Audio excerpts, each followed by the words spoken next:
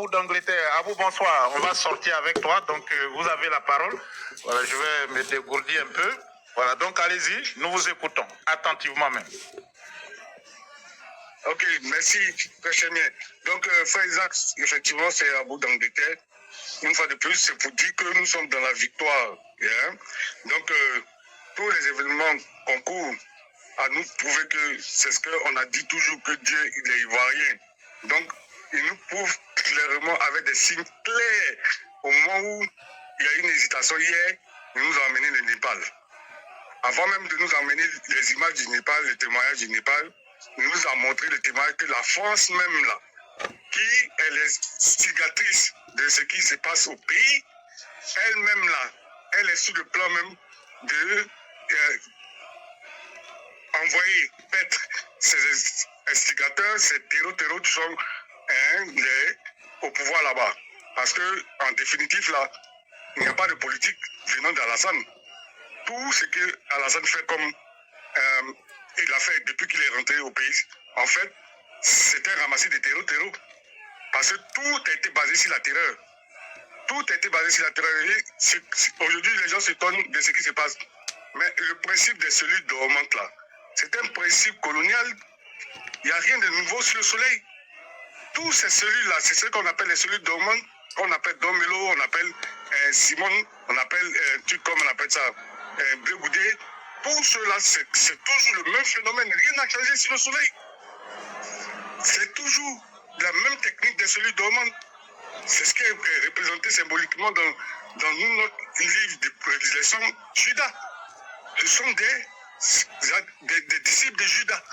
C'est comme ça, c'est les cellules dormantes et ils frappent au moment opportun. C'est leur rôle, ils sont dans leur rôle, c'est leur mission qui leur a été assignée et c'est comme ça. Voilà. Donc c'est inscrit dans leur chose paraphée. C'est-à-dire que ce qu'ils ont signé, dans ce qu'ils ont fait comme alliance, ils ont écrit ça qu'ils devaient agir en ce moment. C'est pourquoi que vous voyez toujours que ça sort à des moments où on s'attend de moins. Ça sort toujours au moment opportun pour eux, mais au moment malheureux pour nous.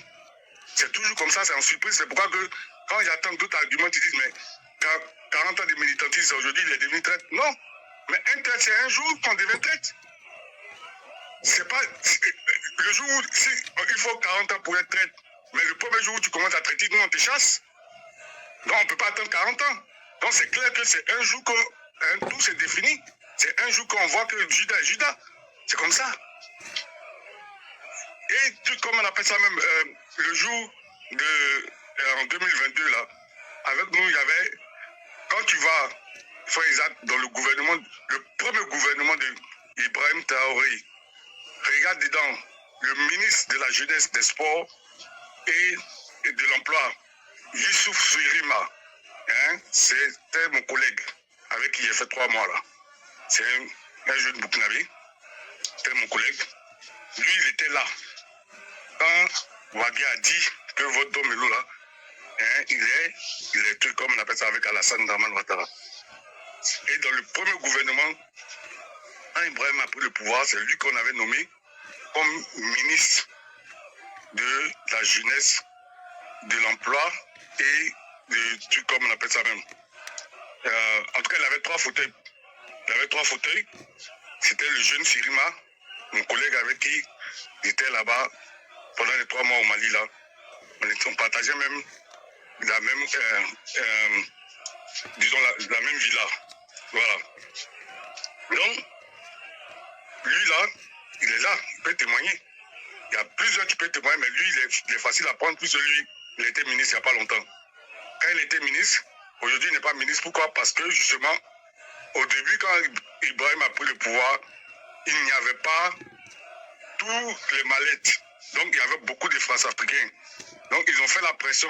Emmanuel Macron a fait la pression. Il dit tout sauf les panafricanistes. Et comme moi, mon collègue, nous sommes les panafricanistes. Voilà. Donc, c'est pourquoi que nous sommes traqués partout.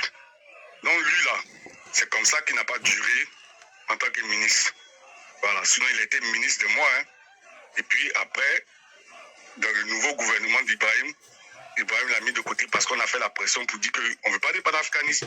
Et c'est à ce même temps-là que son petit aussi, qui est Nestor Podassé, on avait mis Podassé en prison Parce que c'est Podacier qui avait donné l'ordre que tout le monde aille à l'ambassade de France. Voilà.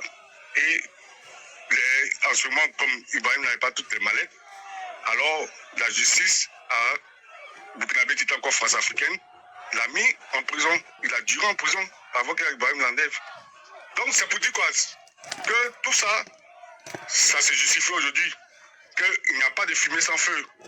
Il suffit vraiment de regarder, de convoquer le passé et on comprend le présent. On comprend tout ce qui se passe. Qu'il n'y a rien, toutes les solutions sont là. Donc aujourd'hui là, nous sommes plus que vainqueurs parce que Dieu est en train de nous montrer quoi? Que la Côte d'Ivoire n'est pas maudite. Que nous là, c'est la Côte d'Ivoire qui a été choisie justement pour servir les grandes lignes de l'histoire de l'humanité. Parce que quoi? En Côte d'Ivoire, celui-là même là, qui a été l'assassin de Thomas Sankara, alors que la symbolique de Thomas Sankara, c'est quoi? C'est la symbolique de l'espoir, de la révolution. Mais très tôt, celui-là même que Satan utilisait pour éteindre cette symbolique-là, qui était une lumière pour venir faire la renaissance africaine, lui, il a été utilisé pour détruire cette dynamique-là, il est en Côte d'Ivoire. Donc regardez combien de fois beaucoup d'ennemis de l'Afrique se retrouvent en Côte d'Ivoire. Et avec une seule pierre, Dieu veut faire ce qu'on appelle le chef-d'œuvre de notre temps, pour montrer à tout le monde que c'est lui, Dieu, et c'est lui, sa gloire, qui va se manifester là-bas. Parce que tous les grands ennemis, Bazoum, c'était lui qui faisait que la France était patron du uranium. Alors qu'à cause de l'uranium, la France se voyait même comme concurrence de la Russie. Alors qu'elle n'a même pas 1 milligramme d'uranium sous son sous-sol, mais à cause de l'uranium d'un pays africain, elle se voyait déjà comme concurrente. Elle se voyait comme elle avait mot à dire au Conseil des Nations entre les grands qui étaient les États-Unis et la Russie. Elle se voyait au milieu d'eux. Mais vous voyez, aujourd'hui, l'histoire nous a montré il n'y a pas longtemps que la Russie et les États-Unis ont fait une réunion à deux pour montrer au reste du monde là que c'est eux deux d'abord. Voilà. Donc la France n'a pas mot d'ordre, n'a rien à dire. Même